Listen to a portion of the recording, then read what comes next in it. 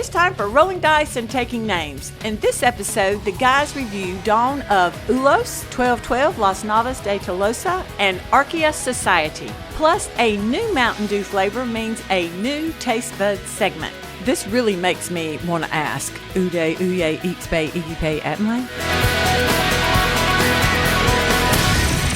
Hello and welcome back to episode number 298 of Rolling Dice and Taking Names. This episode's title is Old Friends from Simon and Garfunkel.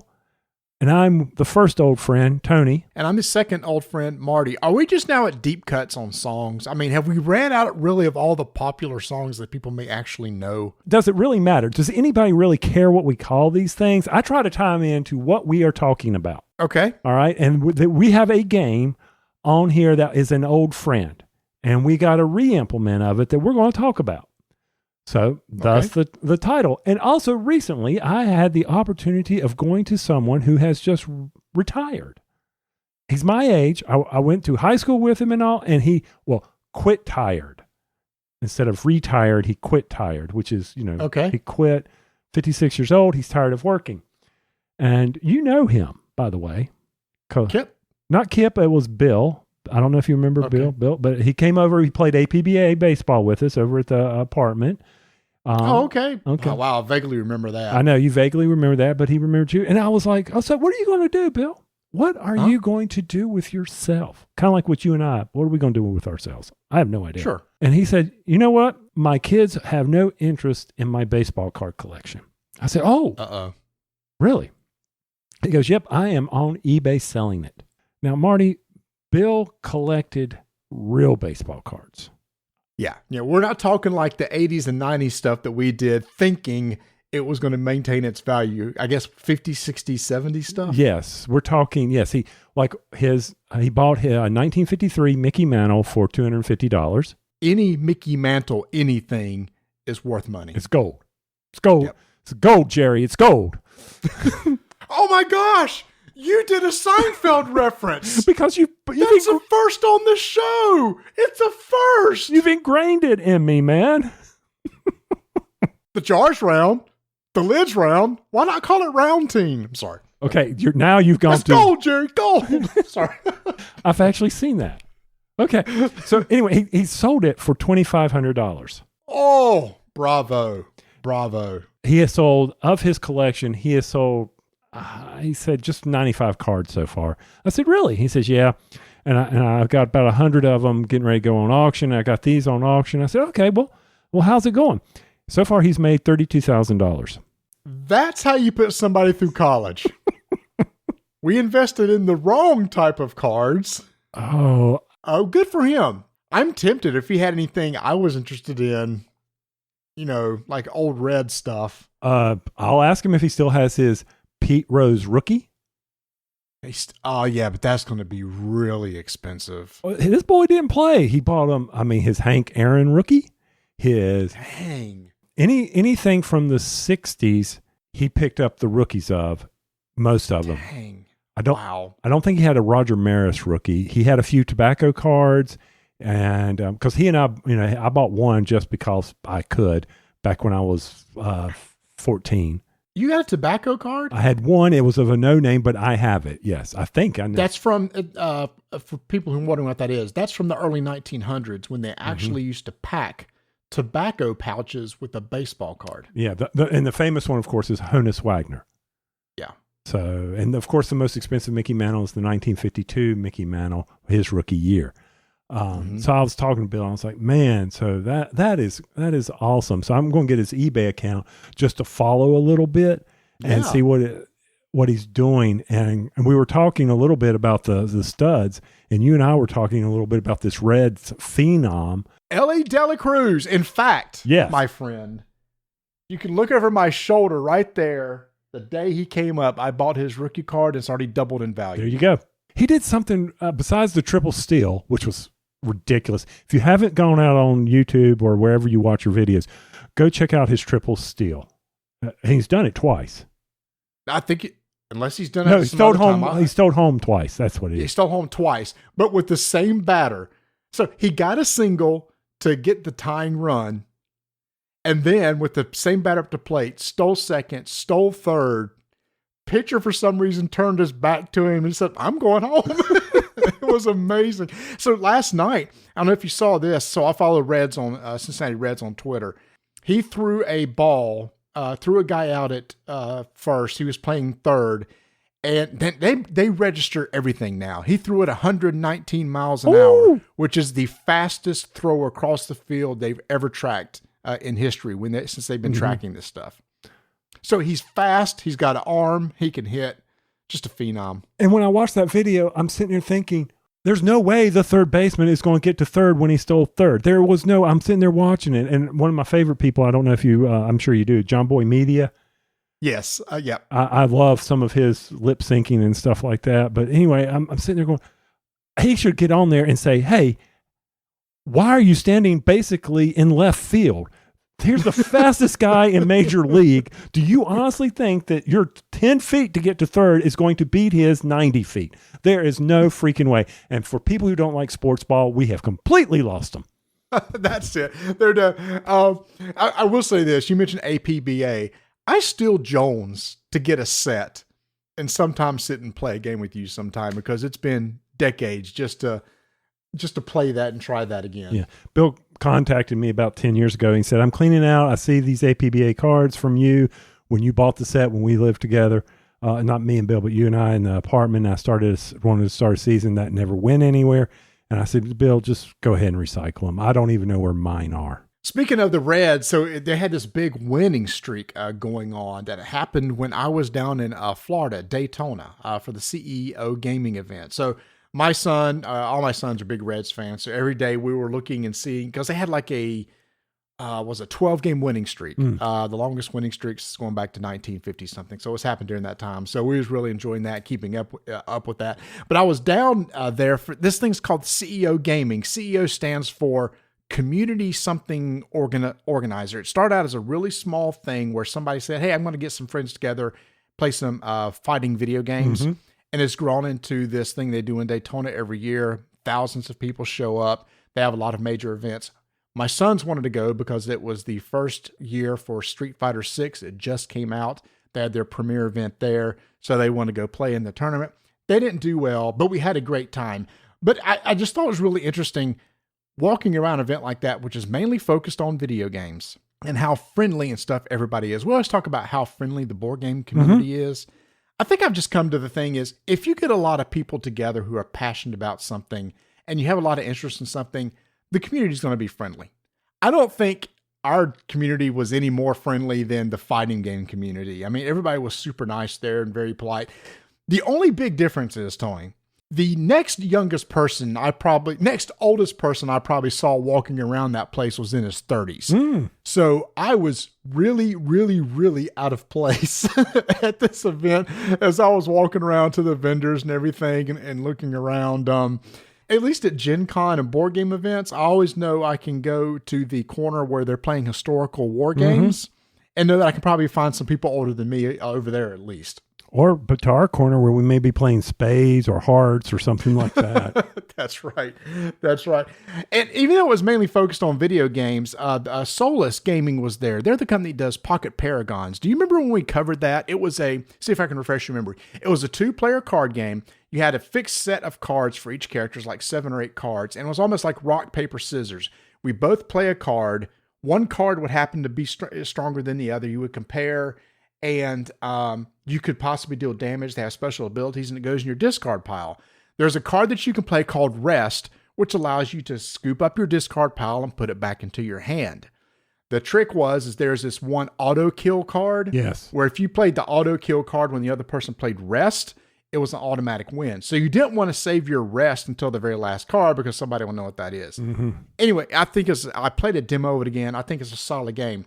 At San Diego Comic-Con, which just happened, they announced a big announcement about they're now going to be working with Image Comics. I believe it was Image Comics. Ooh. They have a new line of comic books, and they're going to be featuring decks based on some of those characters. So they're going to be at Gen Con. I want to go and check out some of those demo decks. Again, it is a quick 5 to 8 minute 2-player card game. Their first allotment of games. Their first print sold out actually there at CEO.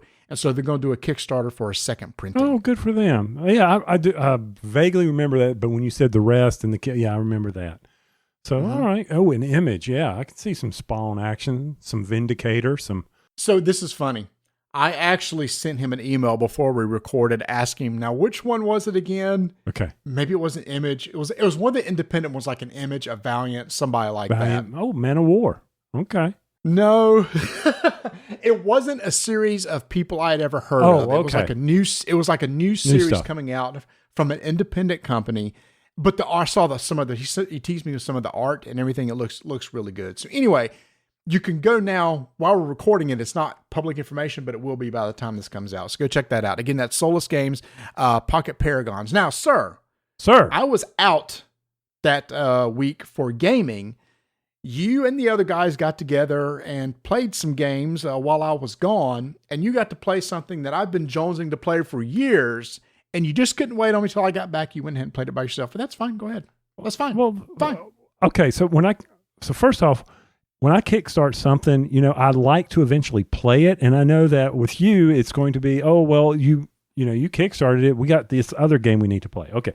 Well, when can we get this to the table? Well, we need to get this to the table. And I was like, well, he's gone, and he's been gone for a couple of weeks now. He's going to go do this. He's got too many movies to go watch. He's got to go do this. So we put on the table Thunder Road Vendetta from Restoration Games. And I mean, if you've been following us for a while, in 2016, and the reason why I know this showed up on my Facebook memories today of when Ignacy, you and I, and Steve Avery all met in Atlanta, and Steve Avery, not the pitcher, but the game designer. Right. Thank you. Good point.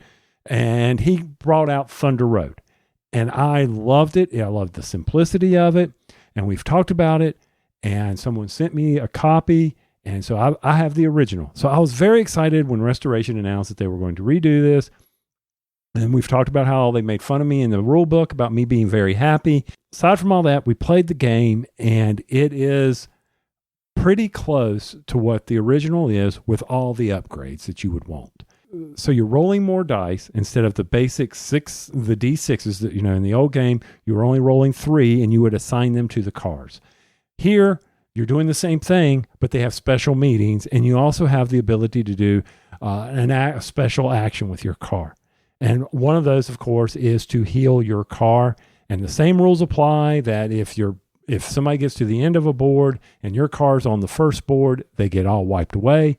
Now, one of the things they did do is they provided more types of terrain. They've added some special effects to it, like rocks that you can be slammed into. There's the slamming of people. You can be slammed off the course and destroyed. And it all comes down to whoever can cross the finish line first is the winner. And the finish line is determined by if someone gets knocked out, instead of prolonging the game like the original did, they basically said, here's the finish. When somebody gets out, whoever crosses the finish line next wins the game. And so far, I've yet to win. I've played it multiple times. Truth here, Donna did not like it. Okay. When she played, she didn't like it, but I know why, because the people who we played with were sitting there and teaming up against me because I'm the gamer. So they were going to take me out. Oh, gotcha. Yeah, I guess you can. Well, in some aspects, you do have that, right? If there's a leader, you're going to try to gang up on that one leader. But I wasn't leading. Got it. Okay. They were just, it was me being, we're going, because he's the gamer. And Donna was protecting her hubby, and she's no, she wasn't. She's not my man. Not my man. No, she wasn't. She was out to win. I'm proud of her. Oh, okay. She's going to fend for yourself. But I did like the aspect, like when you ram somebody, when you do that, slam somebody, that you roll the die, and there's a directional die that indicates which way they move. I really like that. And that was one of the new added things. I am so glad the helicopter's here, because the helicopter's important. And I Did you make the noise? To the best of my ability. That's a helicopter noise. Mm-hmm. And when Mark and Bert and I played, we had a big time with it. So much so, Mark went out and got him a copy. Nice. But I just have the base set of it. The what is it? The shading on the models is incredible, and top notch production, of course, from Restoration. So if we ever get an opportunity to play for, a 30-minute filler, I'll keep it in the car and maybe you can play it as well and see what you think. That's what I was going to ask. I thought it was a longer game. It can be. Every game I've played has been 45 minutes. Okay. And it comes down to basically as long as people aren't being nice. This is not a game. Vanessa cannot play this game because you got to be mean. You got to be mean. For some reason I was hearing 90-minute games. And that kind of scared me away. It can be if you can't get somebody eliminated. Okay. I mean, if you're going to race all your cars and keep just racing cars and not trying to eliminate people, and it can bite you in the butt, you can eliminate yourself based on some of the rules that are in there. And then there's special cards that you can add into the game. But yeah, I can see where it would last 90 minutes if people were not vindictive or not trying to hold a vendetta against someone else. It can, nice tie-in. It's very important that you do that you start trying to take people out and maybe use two of your cars to take out everybody else and let one run ahead. There's multiple strategies. There's a nice hidden tile aspect of going over it. Rules about being able to speed up on the road. They kept that in there. It was really good. So it was a lot of fun. And I will say, if you are going to play with people that are nice, who don't like using the Thief and Catan, then this is not a game for them. Yeah, I want to play. So yeah, leave it in the car. I want to experience the new version. I played it, a prototype of it, but now to play this finished version, I think would be really cool. So yeah, and they really did. I went back and read the rules. I mean, they've did some big overhauls, but it wasn't. It didn't take the flavor of the game away. Right.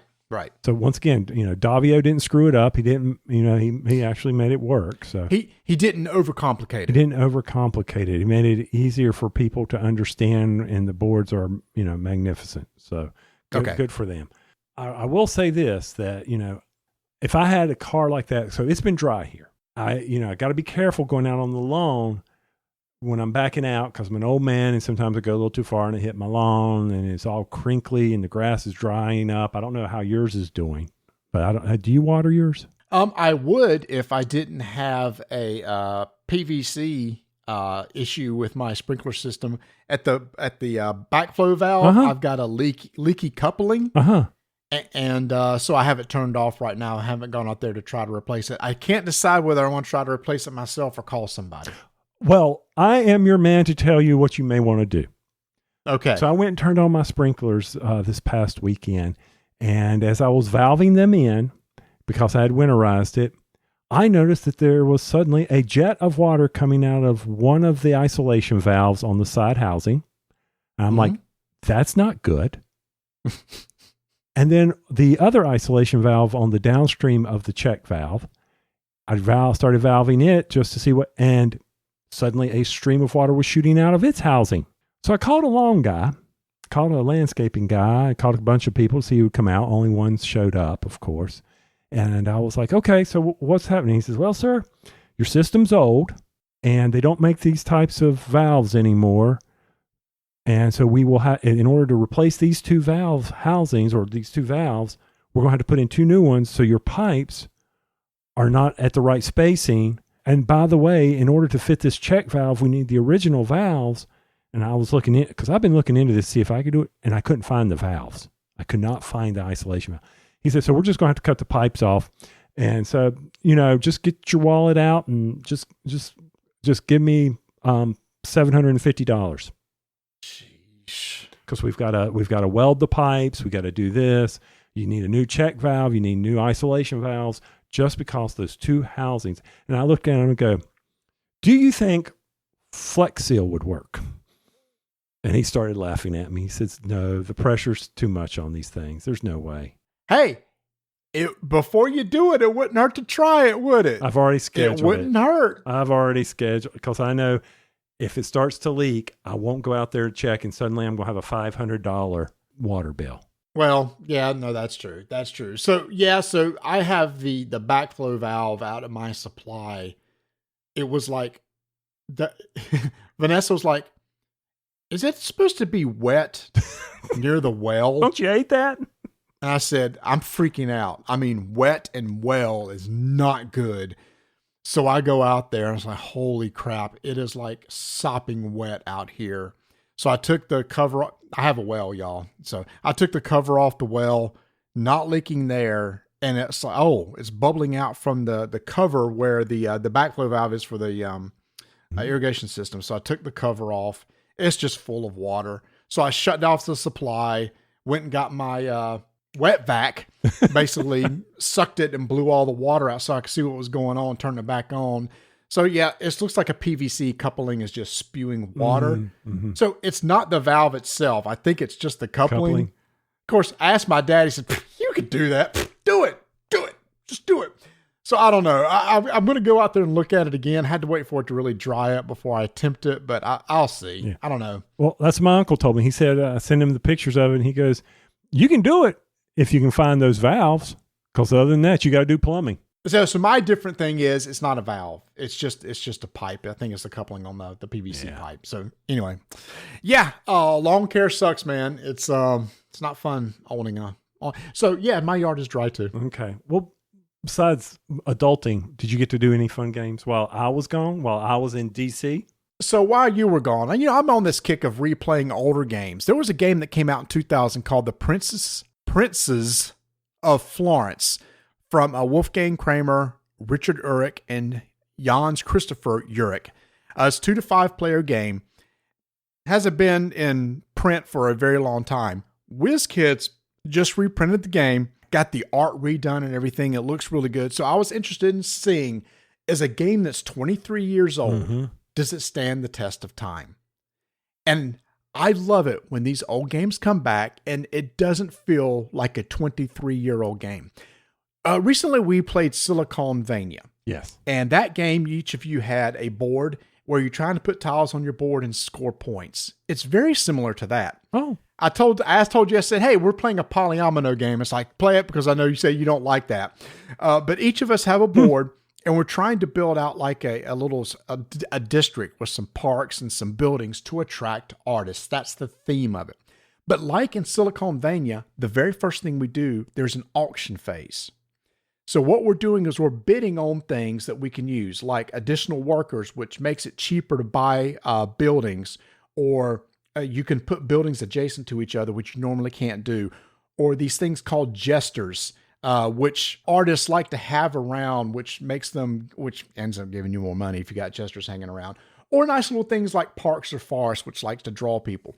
So you're going to bid on these things. But what's cool is once somebody takes a particular item, like a jester or a park or a resource card, that is locked for the rest of the round. So nobody else can buy one of those. So the bidding is fun. Not only do you want to get what you want to keep somebody else from locking you out of it. Or you need to lock somebody else out, which we didn't do with Bert, who had jesters and really did well. So anyway, there's a bidding phase. And then on your turn, you're going to take 2 actions. You can buy a building. You're going to have these artists that you're trying to complete jobs. And you'll play an artist card and it says, hey, I want to be in a district that has a park. I want something that has this building. And it's a little checklist of things. And you get X amount of points for each one that you have completed. For every point that you earn, you get that much money back. That money is used in the bidding. That money is used for buying buildings. And also, every round that you play through 7 rounds. Every round that you play, when you complete a job, it's called completing a job.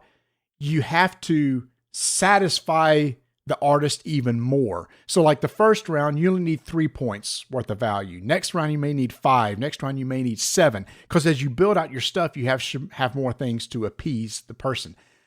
I really liked it because typically in these type of games where you're using polyominoes or building thing on your board, it's very solitaire. Because it adds in the auction, there's an element of, okay, you're head-to-head fighting for these things. Then you're kind of doing your own thing. But we found out that you only get 14 turns in a game and it's not enough. I love games where I feel like I really need an extra turn per round to really get into this. And it makes me want more. And that's exactly what this game did. Okay. Is it really doing a lot different? No, I just mentioned Siliconvania. I was comparing it to it. But it's a very solid game, easy to understand. I like games where the things that you're trying to get the most money or the most points to win, but those points are converted. You can convert some of those points back into money, et cetera. So the resource management's kind of interesting.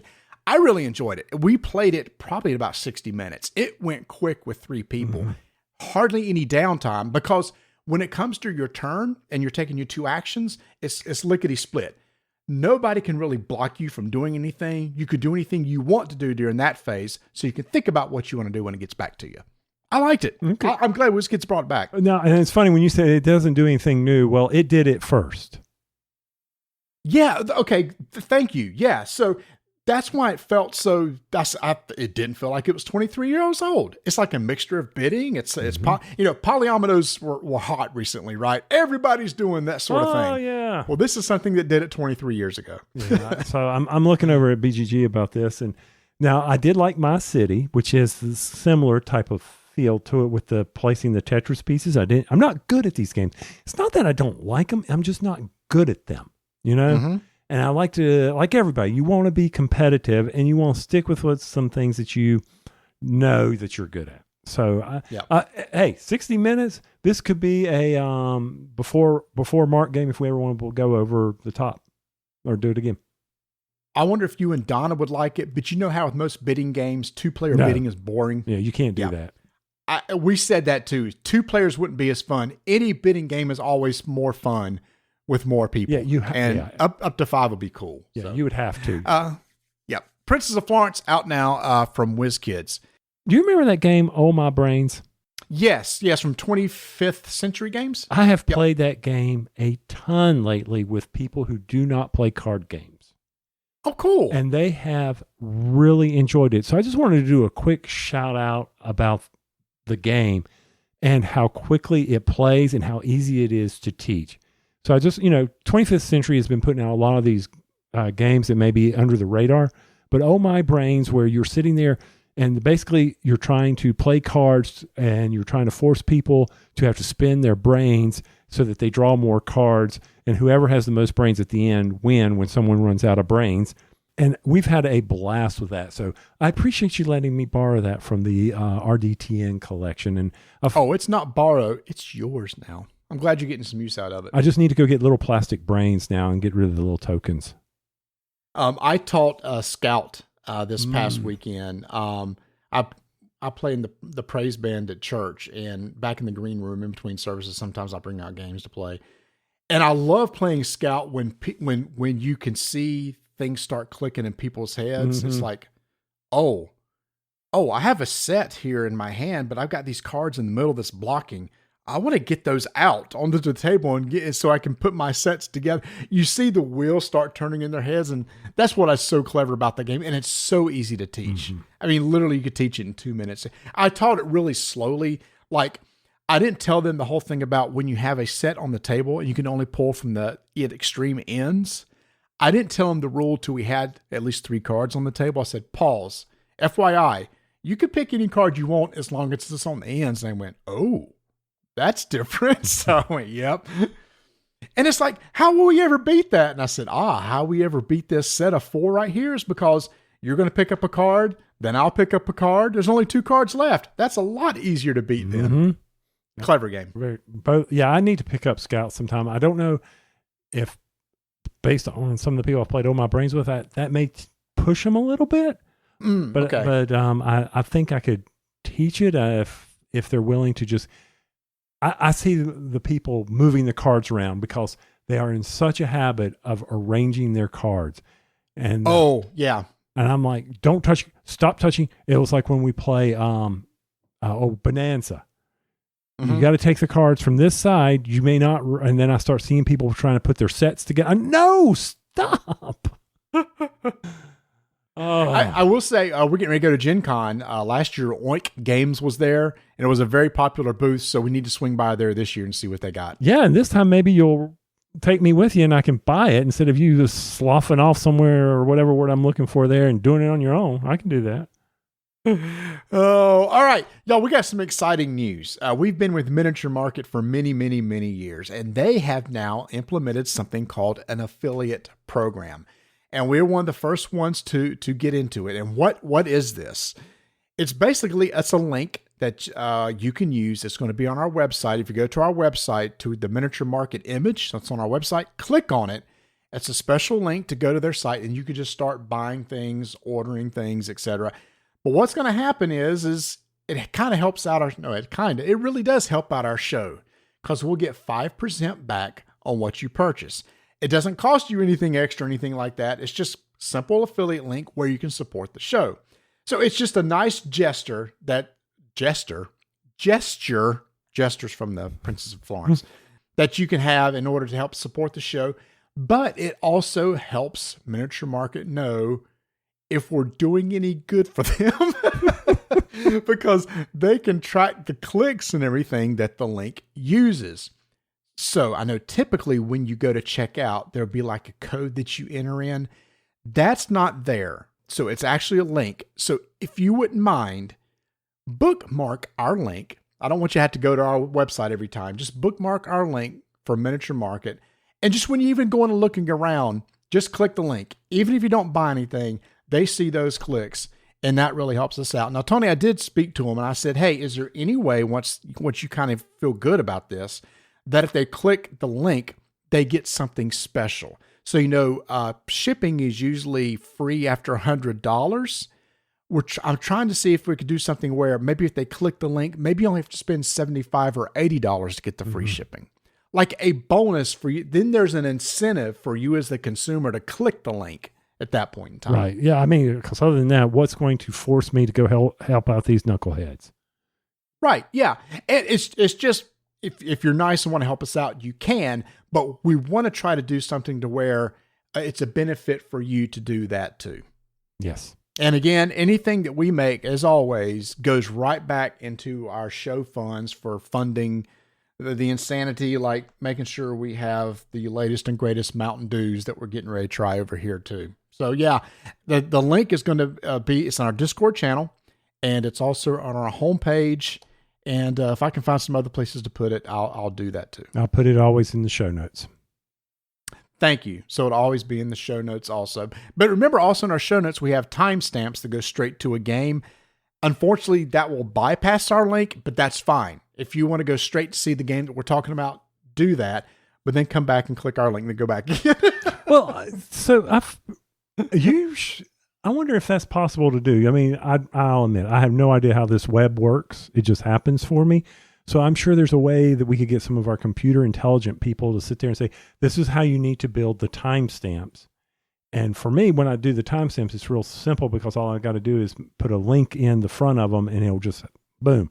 I just got to. Yep. So who knows? There's smarter people, way smarter people than me. We can generate a link to any page that we want. The question is do we want to generate a link for every single game that we ever cover? That's going to get a little bit crazy. I don't know how many links they'll allow us to get. So right now we have a link that goes to the main page. There's also another link I've generated that goes to our RDTN landing page, which shows all the latest games that we reviewed, which is kind of cool too. I could stop linking to the games and just linking to our affiliate and just say, y'all know how to search when you get to Miniature Market? Yeah, but hey, I like doing the service. How about this? Let us know, y'all. Are those links that go straight to the game of value to you? Do you like that? Or would it be okay if we use just our affiliate link and then from there you search for it? Come to our Discord channel, which you can also find on our homepage, and join. Let us know. We have an episode discussions there, and just let us know what you think. Do you use those timestamps in the show notes? Okay. And we've been talking for a while, and I am parched, so it is time for Taste Buds. Taste Buds. Taste Buds. Taste Buds. Two incredible stuff. Taste Buds. Two incredible stuff. Taste Buds. They're just a bunch of. All right, so these aren't necessarily new. It's they've been out for a little while, but you and I haven't had a chance to do a taste bud segment. We have 2 new flavors of Mountain Dew to try out. Now, the first one we're going to try is Baja Passion Fruit Punch. And unfortunately, it is not 0 sugar. So I will be taking a few sips, and that's probably all I'll be able to handle. Oh, man up, dude. So you got a can. I've got a bottle because I found it at the only way I've seen it is at Walmart in the bottles at the front. Mm-hmm. So your sound effect of the can opening is going to be much better than mine. This was at a Walmart. They were selling them by the case. Okay. I've yet to see them. My Walmart doesn't have what your Walmart does. It's a pretty can. It is. I see that. So, and I assume that this is going to be passion fruit. Do you like Baja Blast? Their flavor Baja Blast? I don't know. Okay. Because I think it's at Sam's, but I don't ever put Baja Blast to go eat my hot dog. Do you ever go eat at Taco Bell? No. Oh, that's a shame. Because they feature Baja Blast there, and they have a 0 sugar Baja Blast, which is really, really, really good. Okay. So, no, I haven't been to a Taco Bell in forever. Wow. I think we go once a week. The Volcano menu's back. Hot and spicy burritos and tacos are back now. Okay. The Volcano menu at Taco Bell. Dong. There's been, like you with your other things, there's been too many incidences after eating at Taco Bell that I'm like, I know myself. Oh, that's funny. The other night, have you eaten at Dave's Hot Chicken here in Charlotte? No. Okay. There's one up at UNCC, and we went and got it the other day. I did the Carolina Reaper one time. I'm like, I just wanted to see if I could do it. I did it. Never again. Don't need to. So this time I dropped down 2 levels from that. Whew, I was still hurting. You were still hurting? Okay. Well, all right. Well, let's give this a taste. Here we go. All right, here we go. You know, opening a bottle is just, it's not as good. It smells good. It smells purple. Purple's a fruit. Purple's a fruit. Simpsons. This reminds me of something. Well, how many different flavors can Mountain Dew do before they start all tasting the same? Which brings me to, and I don't know, I told you about it, but Rhett and Link, a bunch of alumni from NC State. By the way, Donna said if YouTube had existed when you and I were in school, we would be them. Because that's fair. But they just did all the Mountain Dew flavors and tasted, and Spark won. So I don't know if they had this one. It just tastes like a very strong grape Nehi to me. Yeah, it's very fruity. Not bad. It's just very fruity. I'm getting a little bit of an aftertaste though. Mm-hmm. I don't know where that's coming from. Yeah, got a little bubble on the back, a little fizz, and a little. I mean, it's not one of my favorite. It's yeah, it's maybe with it being full tilt sugar, it's a little strong. I'm thinking that's what it is. Strong is a good word. It is a little too strong for me. It's not yeah. Try it again. Mm-hmm. But I can't stop drinking it. I know some people in our Discord channel have talked about it. Baja Passion. What's the other one we're trying on next episode? It is called Caribbean Splash. So this is going to be a blast of natural and artificial guava flavor. Guano? Guava, not guano. It's not bat doo-doo. Yeah, guava. I've never had a guava. I haven't either. Maybe we need to try that sometime on the show. We can do that. And I need to bring you the Sprite 50th anniversary of the lemonade that they did. I need to bring that to you. But yeah, I agree with you. This Mountain Dew, passion fruit punch, maybe if it was in a 0, I'd enjoy it more, but it doesn't grab me like some in the past have done. Not like, what was it, Fruitquake? Fruitquake was just, ooh, that was good. So anyway, that's it for Taste Buds. The man over at GameToppersLLC.com. You know that guy, the guy who sells those really nicely engineered game toppers to go on your table with the nice rails and everything like that. And they're expandable and they're a bunch of different sizes. And he has the nice play mats with all the accessories and the drink holders and everything. He sent an email today and said, guys, I want to help support your strike event at Gen Con. He said, here's what I'm going to do. I'm going to donate a Game Topper coaster to every attendee. Ooh. He said everyone at the final round of the tables, which is going to be the final championships, each one of them is going to get a Game Topper game tote. Nice. They're like $25. You can find those over at GameToppersLLC.com if you want a nice little tote bag. Second place is going to get a 36 by 48 terrain green hex grid premium game mat. Ooh. And a storage bag that's worth $100. Wow. And if you want to see what these mats look like, just go over to GameToppersLLC.com. Again, they have a bunch of different size mats. We use a mat every week. Have a nice little bag for it. Just to keep it in the back of my car. First place gets a $100 Game Topper certificate, good for anything in the store, plus a Game Hall Game Topper bag for $59 value.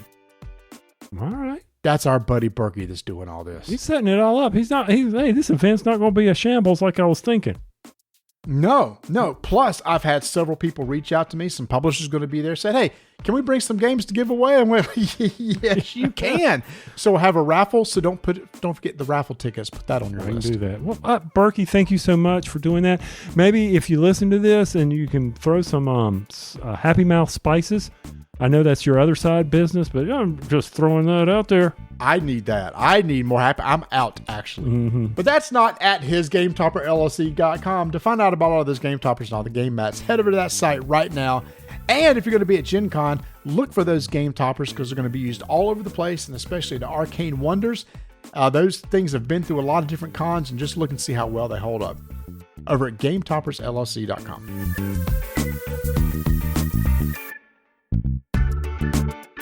So we got a game to the table, a game night. If you go over to our YouTube channel, you can actually see it. You can see some awesome footage, some B-roll, as Marty calls it, of us. You can hear me sing. I'm trying hard. I'm trying to get people who don't even watch our channel to thumb that bad boy up so you don't sing again. Yeah. The thing was, I have to get 50 likes on that video for me to never sing again. As of right now, we're at 17. I'm already warming up my vocal cords for Thursday night. Well, go ahead. So if you keep doing it, I'm sure people will come over there and do it. Anyway, Dawn of Ulos. I believe that Dawn of Ulos. Ulos. Yeah, that's what Google's telling me in my ears right now. This was designed by Jason Lentz, publisher by Thunderwork Games, and I'll go ahead and say this is best with the community at BGG says 4. I would completely agree with that. I don't know. What do you think? Yeah. 4, 100%. This takes place in the role player universe that they have, which I need to play again, man. I haven't played in years. I need to get that back to the table. So it's like they have these series of games kind of taking place in the same universe. However, this game is nothing like role player. No, you're not rolling any dice here. You're not building any characters. You're not trying to do, a bunch of strength stats and bring in on characters. No, you are character. Actually, you are the gods forming the land so the adventurers can battle one another. You are terraforming the land out there, and it's all about the battle. It's all about conflict. It's nothing to do with that. It actually is not. So if you were to see this board, if you go and look at it, BGG, look at a picture of this board, this is a large hex board. That's incorrect. It's not the shape of a hex. It's a large board made up of hexes. And every time you see hexes and maybe models on the board, you immediately think, oh, this is an area control game. It is somewhat an area control game, but to me, Tony, and we'll explain why I think this is an economic game. I don't even know if it's an area control game because that is not your ultimate objective. You're not trying to control area. Areas help make you stronger. Well, not make you stronger, but make the characters stronger.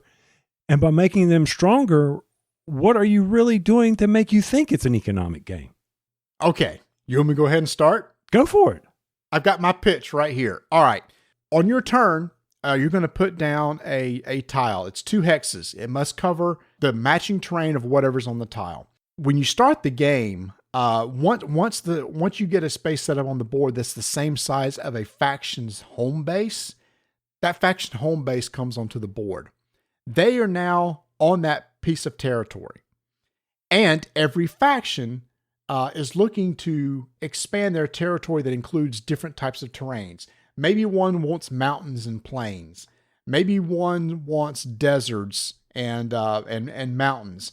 And what happens is that as your area grows, if Tony comes in behind me and adds another little tile to that area where that faction I just placed, like goblins, and it contains one of their terrains are looking for, the cards that they have that you can get for them become a little more powerful. When a faction comes on the board, you can buy cards. When the area that they're sitting on is small, those cards are cheap.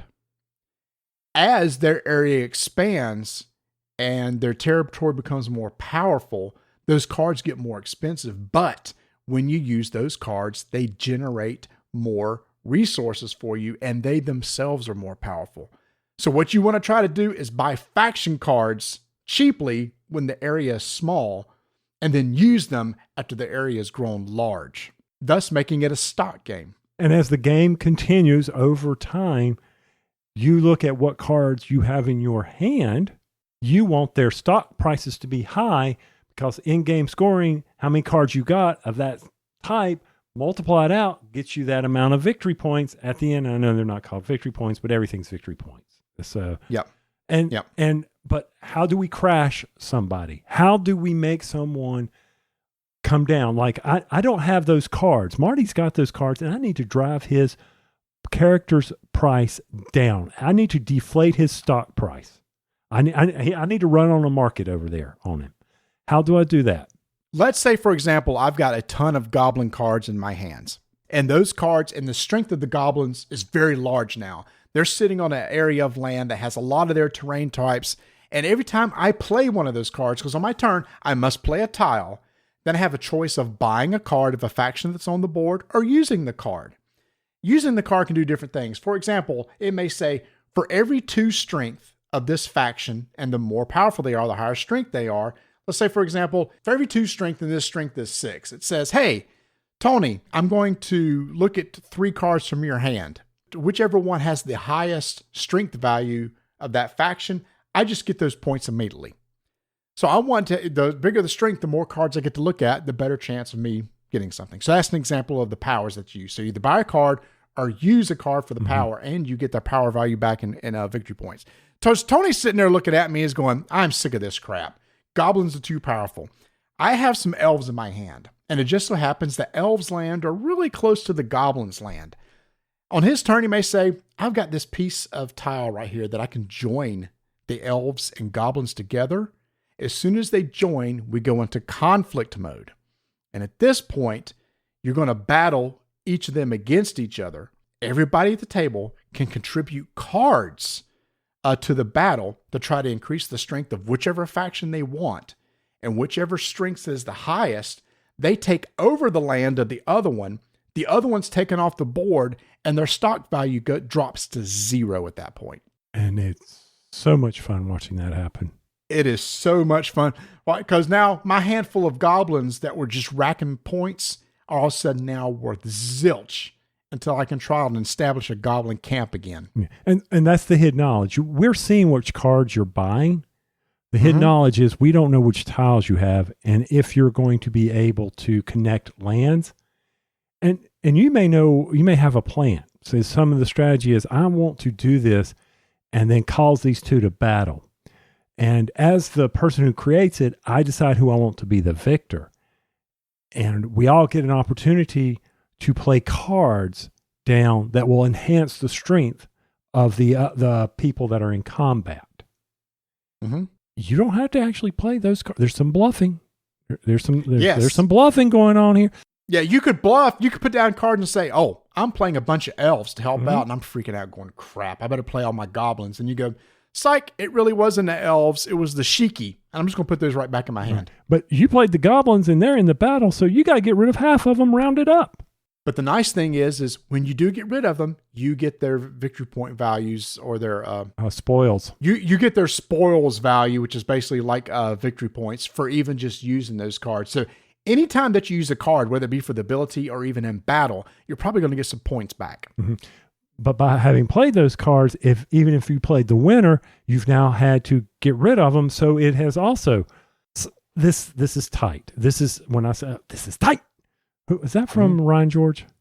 Yes. Yes. Yeah. We haven't used those in a while. Meeting. Yeah, pitch meetings. Yeah. Oh, discarding cards is tight. It's tight because it helps drive what you want to do next or how you want to hurt other people. And it's not hurting them physically. It is just hurting their economics. Yeah. Remember, you're not playing as a faction. You're supposedly a god that's kind of controlling what factions are in control. So I'm not the elves or the goblins. I just want to buy stock and sell stock, basically, of who's the most powerful in the land right now. I have vested interest in these. Yeah. And then there's, when you start out, the tiles have to be next to another tile. Is that? No, they have to be next to the rifts to start out. Yeah, you start next to a rift tile. Oh, rift tile is another thing on the board that if a rift tile ever gets uncovered because of a fight, or you connect to an existing rift tile, you take it off the board and you look at it, and it's a special ability. So you have these special abilities that you can use on your turn. Or victory points at the end of the game. Yeah. So there are a lot of stuff going on. And then, all right, so we've knocked people off the board. We've fought them. They're now lost. Then you can bring them back onto the board as soon as their shapes match. And there's some other... The base of the figure. faction. Yeah. So they can... by the way, side note, production quality's freaking top notch in this game. It's tight. The miniatures are gorgeous. It's thick cardboard pieces and tiles. Thunderworks went all out on production. I love this. What I love too is the faction camps have a nice figure in the middle of it of what it is. And on either side, it shows the terrain that they're actually looking for. So one has like little trees or little plateaus. And you guys said it'd be really cool if I painted them. Yes, it would be. So it'd be easily distinguished because the plains and the plateaus, you get kind of confused on, well, the plateau has the little mountain hill where the plains are flat. So yeah, it would be nice if you would do that. It's not hard. Actually, I saw on Twitter somebody the other day painted them. Well, they should. They actually did that. And so the plains look different than, and it really did help. It really did. You could distinguish the mountains and the forest and everything. Anyway, production top notch. As soon as you build an area on the board that can happen to fit the 3 hex base of that faction, you can just immediately put it on the board. And when you do, you get one of their cards too. And then everybody else is going to start buying those cards because they're dirt cheap at that point. And I bet that person also had their game punched before they showed up with the painted figures. But that's neither here nor there. It's just an observation I have. But yeah, great game. Enjoyed the game. I never felt like we did team up because somebody was really powerful, so we needed to do that. But you also question, well, maybe I don't want to hurt that because I know I've got that the faction as well. But maybe that's where the bluffing comes in, and it's if you like economic games, this is an excellent economic game. And that's what's so misleading about it. You look at it and it's like, how is this an economic game? And it strictly is as simple as possible. The faction cards are cheaper when the area that they're on is smaller, and they're more expensive later on. But when you use them, they generate way more points. So yeah, you talked about, I mentioned the example earlier. Hey, goblins are too big. I don't want Marty to win goblins. Maybe Bert goes, well, I got a bunch of goblins too. I don't want goblins to lose. And we end up kind of working together to make sure the elves don't take it over, sort of deals too. And I like it too that if 2 factions just get way too powerful, one of the triggers at the end of the game is that they get all the way to the end of the strength track. They flip over. If 2 of those flip over, the game stops. I like that because if there's 2 runaway factions, it'll just trigger the end of the game.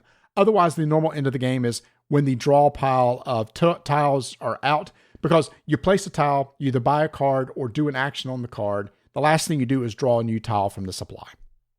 Good game. Like you said, it's on Kickstarter. If you're at Gen Con and they have them in the booth, really, really recommend. I know I'm considering picking up my own copy.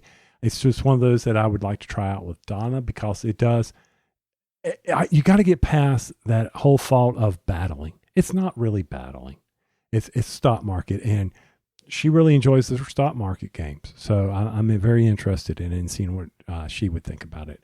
Okay, yes, Kickstarters have already got their games. Gen Con release August 3rd, retail release August 15th. So just in a couple weeks, it'll be readily available. Seriously, y'all, this is one of the more unique playing games I've played this year because what you see is not what the game really is, and I think that's just really clever. 5-minute initiative begins in 3, 2, 1. All right, I must admit, those little chit games, those little war games with the little tokens with a lot of numbers, they intimidate me, Tony.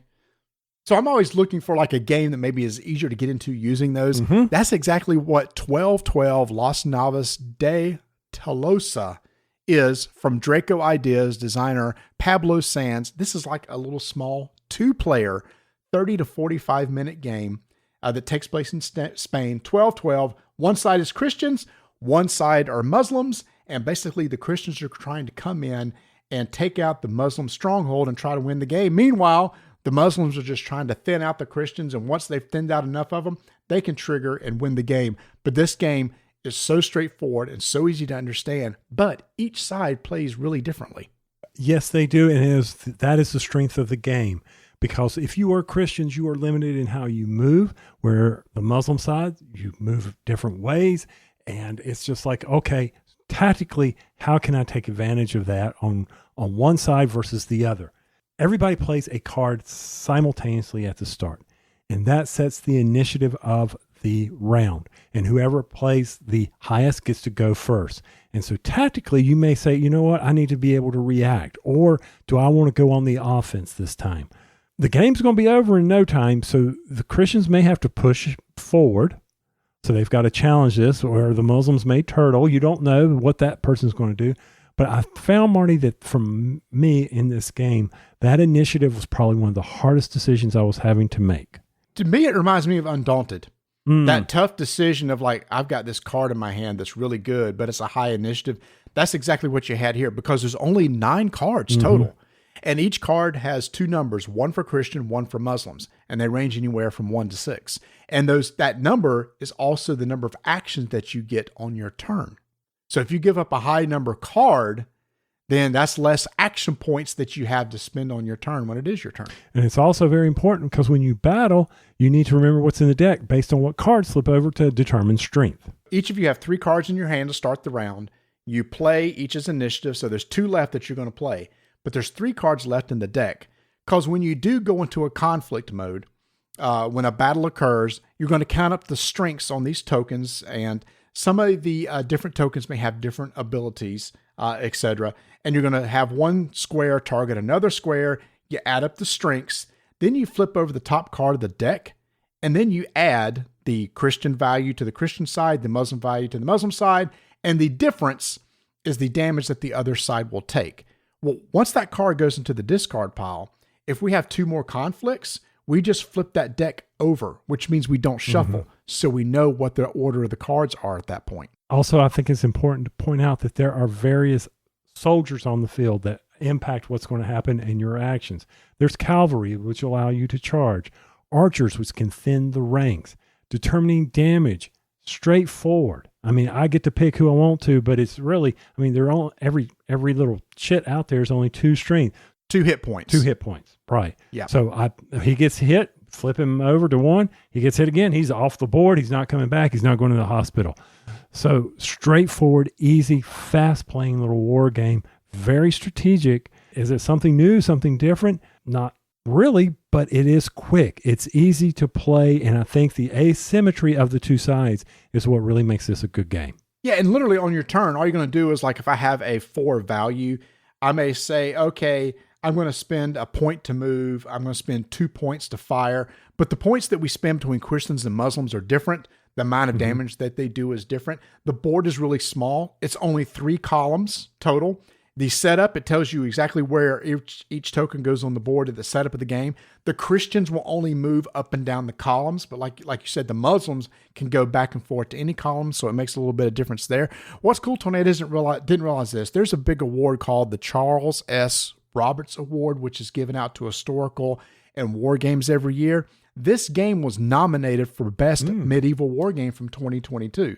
So it's got it's good accolades to it, and it's a very small box. It's pull out and play 30 minutes. I liked it. I really enjoyed it. I enjoyed it as well. I like the fact I'm not rolling dice. Easy setup, quick, very tactical, having to respond to the other player. That's what these games are about. Exactly. And with this one, there's not so many little tokens on the board. These are those little tweezers like you see a lot of other war gamers use. So that is 1212 Las Navas de Tolosa, designer Pablo Sanz and publisher Draco Ideas. 5-minute initiative is complete.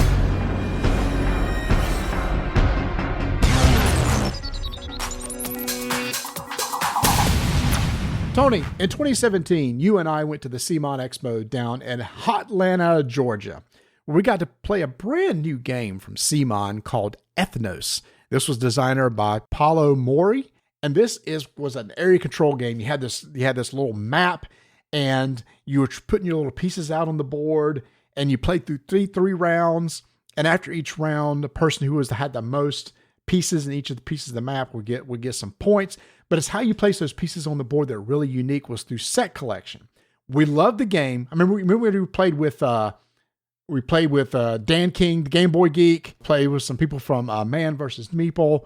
It was a big hit for us that year. Mm-hmm.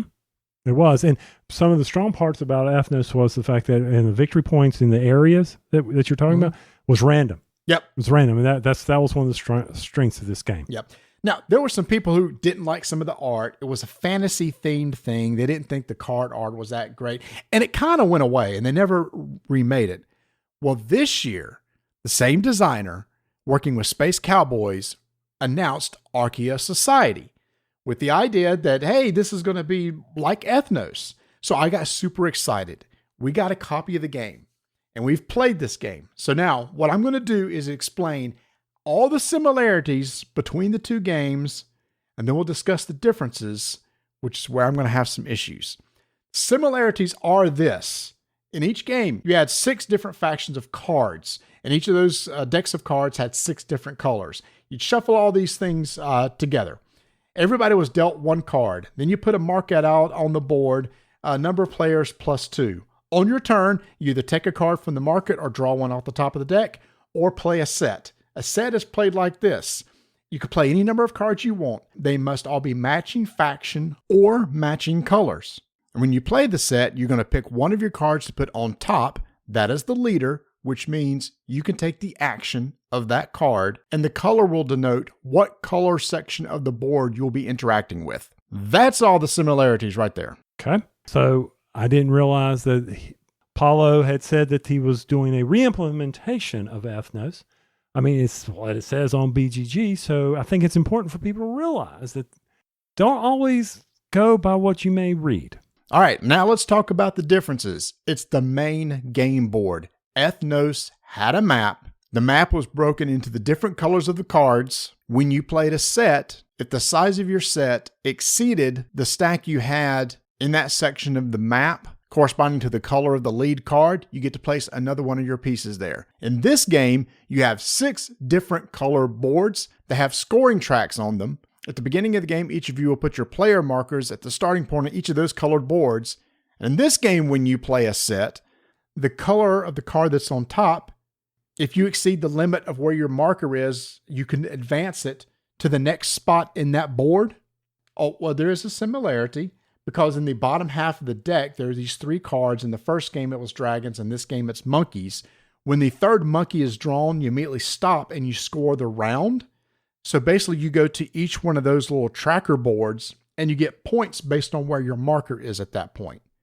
Contrast that with what Ethnos was who had the biggest stack in each area. Whoever has the biggest stack gets that amount of points for that round based on those random tokens that came out. Right. And it wasn't until the end that, all the victory points got scored at the end of the first round. The first victory points were scored. Whereas in this one, everybody's going to get victory points if they advanced on their various scoring boards. Mm-hmm. So, yes, that's one of the other it's a big difference. I understand when we played it, and I've played it since we've played it, and I don't know where we go with this. If you're liking the competition for the areas, then you're not going to enjoy this game.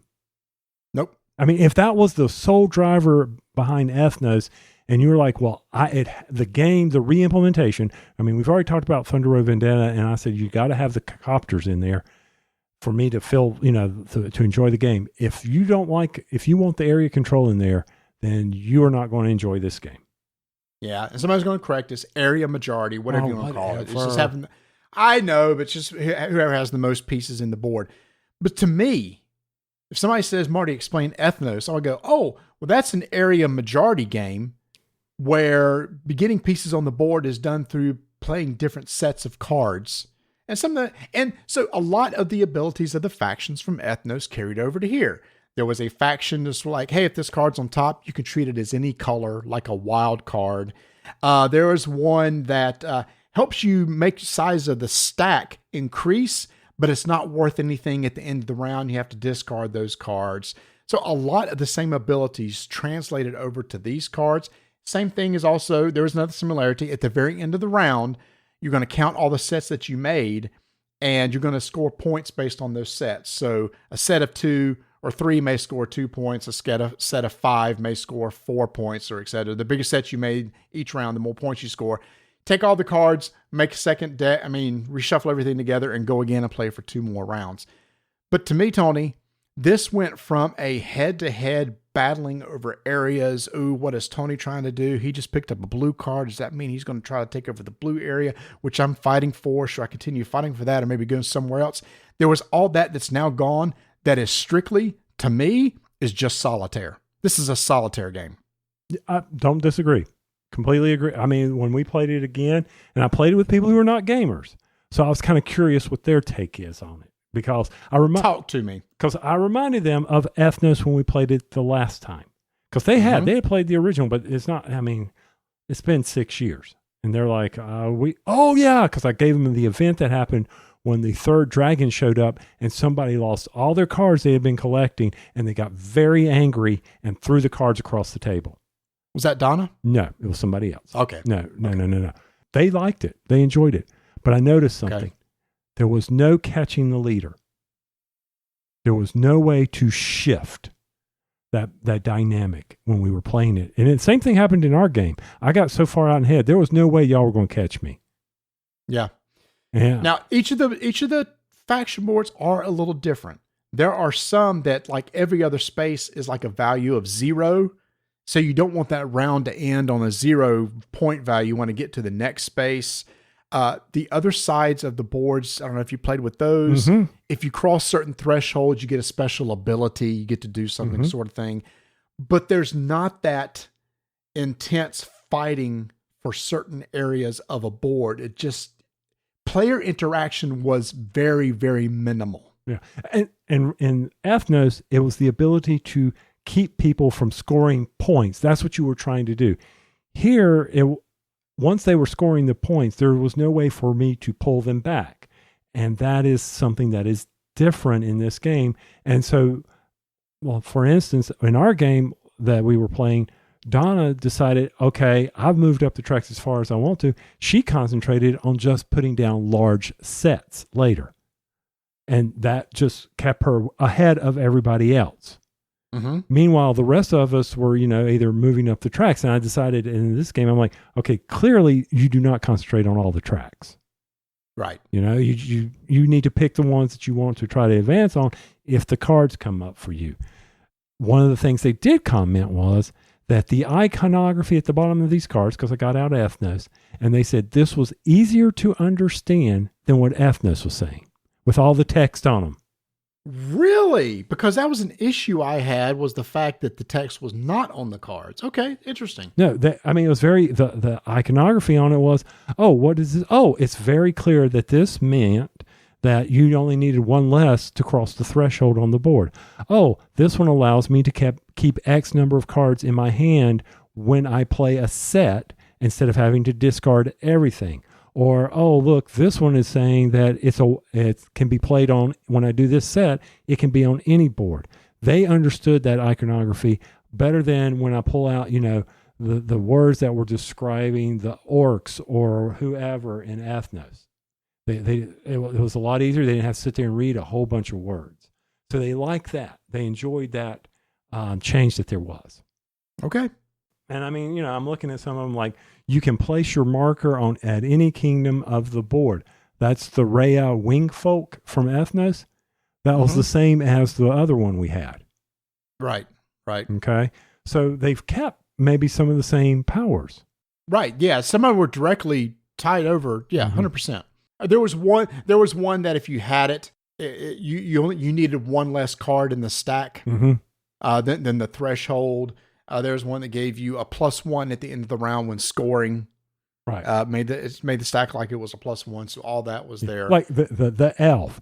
Keep cards in your hand. Draw X cards from the deck. The wizard. I don't think that was in there. I hadn't played all of the ones from Archeos Society. But I agree with you that if the whole thing about Ethnos was the shifting of the area control or area majority and being able to battle for that is what made that game for you, then this is not going to be, Archeos Society is not going to be a game for you. But if you like a clever set collection game where there's not a lot of player interaction or take that, then this might be something that you're interested in because the set collection part is kind of interesting. They did fix one thing. When the market is empty, you used to only draw one card. Now you get to draw two cards, which is nice because people would run into issue. It's like digging for that one card. Now you get to go through the deck quicker, which also brings the monkeys up quicker too, which will end the round. There is still a little bit of that stress of when is that third monkey going to come up, but it's not as much stress as if I just need one more piece to take over this one's area in order to get a lot of victory points this round. And then that third dragon came up in Ethnos. And some of the advanced boards, we did play with one of the advanced boards. I didn't stress it by adding a bunch of advanced boards. And it was I screwed it up. It was the very first one. And it was where you advance, you got to draw cards. But I could not find when that triggered in the rule book. But it was at the end of your turn. So I should have been your turn ends, then you got to draw cards. Because other than that, you were drawing them to discard. So I messed that one up. But it really didn't impact the game that much. But yeah, they really enjoyed it. I would not. Oh, Ethnos, yeah, it's out of print. It's on my shelf. I will probably never get rid of it. I really enjoyed Ethnos when we played it and it was out. I still do. And as far as this, if I have the right gaming group like I had the other night, I would do this one. I do not need a copy of this. I will not be getting rid of the Ethnos. I honestly thought I would because the art on this one's really cool. It looks nice. The production's really nice. But nope. Ethnos is the one I'm going to keep on my shelf. But now, decide for yourself which you now have two options out there. One's an area majority. One is not. But both of the set collection mechanisms are exactly the same. That's Archeos Society from Space Cowboys. Plays 2 to 6 players in 60 minutes. Out now. ShopPortalGames.com. Now, Ignacy was in the United States at Dice Tower East, and let me tell you, did he come visit us? No. Did he tell us he was coming? No. But he was down there, and he was showing off Imperial Miners. Yeah. That's Imperial Settlers, Imperial Miners. That's a tongue twister for me, but most words in the English language are tongue twisters for me. Anyway, that is coming soon. Matter of fact, if you go out to shopportalgames.com and try to pre-order, it is sold out. It's not gone active yet. It's not gone active. I actually asked him about this because he posted, hey, you're going to be able to pre-order soon. I said, you've already sold out? And he went, no, you can't sell out. I mean, you can't get it yet. I said, well, then it's saying sold out on your website. But he didn't change that. It needs to make a pre-order. No, I agree. I'm just saying pre-order soon. The pre-order page is there. You just can't pre-order yet. So even though it says sold out, it's not sold out. Just keep an eye out for it. But unfortunately, Portal Games will not be at Gen Con this year, but we will be. And we can tell you all about what they have to offer over there, or you can go over to their website at shopportalgames.com. Once again, some incredible prices on some of their classic games. I mean, Marty and I talk about Nearshima Hex. Somebody was asking me on our Discord channel recently, what's one of your favorite Portal games? They were having a discussion over there. I think of all of them, Hex will always be one of my top games. I love that game. Robinson Crusoe, 4350 over there on his website. Brazil, big hit from last Gen Con. Get over there and take a look at it at Shop Portal Games. And then, of course, all of the collections. Be sure to go check out all of he has to offer on his website. That is shopportalgames.com. And the next time he comes to town or to the United States, hopefully he will come visit Marty and I. But I don't know, based on his flight back, Marty, 30 hours. Yeah. I asked him, I kind of bothered him. I said, why don't you come see us? He said, I just didn't need an extra leg in order to get home. I said, totally understand after what you went through. That was a nightmare. ShopPortalGames.com. Oh my gosh. Like in a little over a week from the drop this episode, we're going to be in Indianapolis for Gen Con. Anxiety's already beginning. We sold out our strike event. Oh, crap. Hold on. Email strike banquet. By the way, Spaghetti Factory, we are still coming. I'm on it. As you just heard in our previous Gametoppers segment, Berkey is giving away a lot of stuff at our event. He just emailed us today. Extremely generous of him. Everybody's going to be getting a dice tray from Miniature Market. And something exciting, everybody is going to be getting their own RDTN poker chip. Now, if you're on our Discord channel, you got to help design the poker chip, what color it was going to be, and what was going to be around the edges. Black ended up winning. So it is a black poker chip. But what's interesting, Tony, is there's two sides to this chip. We've only revealed one side because the other side has a brand new design that we're going to be coming out with that's we're going to use for some merchandising. Why did you ask my opinion on the colors? Let's just go to Discord from now on. You said black. You did like black. Yeah, but I was trying to go with some other colors, and I appreciate you. They're right. Black stood out, so we're definitely. I don't know what people are going to use this for unless they're going to be tossing them at one another. It's just a little token. I mean, it's just something nice. And going back to our new design, we worked with Ben Daniel, who, if you follow him on Twitter, he does a lot of board gaming art. We worked with him. He came up with the really cool designs for something that we're really excited about, and that will be debuting at Gen Con. Mm-hmm. You know what it could be is, there's these games. When we did some rafting recently, and they were talking about a game they play called the Egg Game, where you go up and you throw eggs at one another. This could be, I know how am I going to tie this in. This could be like the loser chip. If whoever gets stuck with the loser chip at the end of, say, a quarter, they have to buy drinks. So our RDTN token can identify the loser of your gaming group who has to buy drinks at the end of a quarter, or put some type of, time frame on it. So like it's never good to have our chip, is what you're saying. It's kind of like our die that we used to make, where we put our logo on the one side, and Mark Kale was telling us how he got so ticked off at us because he was using a bunch of our dice, and when our logo would come up, people would get excited. He went, nope, that's the one. They went, who would put the logo on the one side? We would do that. So yes, if you're carrying around an RDTN chip, and maybe that's just it, it's like tag, you're it. Whoever's got this at the end's the loser at the end of the game. Maybe we'll do that at Gen Con, whoever comes up. I don't know. If you're not going to be at our strike tournament and you see us at Gen Con, just ask us. Tony and I will have some in our pocket. Oh, great. And we'll just give you one. What? I'm carrying around moon pies. I'm carrying around chips. I got this bag that'll be on my back, sloughing stuff around. Okay, fine. I still can't find the squirrel suit. Thank goodness. I know, because who knows who's going to win the strike tournament this year. I mean, and I need to talk to you about how we're going to set this up this year. We're not going to have the debacle we had last year. We had to convince people to go to one side or the other. That was the best part. No, we ain't doing that. We're going. No, but that was the best part. People love that. The enticement. That's when Ravensburger jumped in and said, "Oh, let me help out here, baby."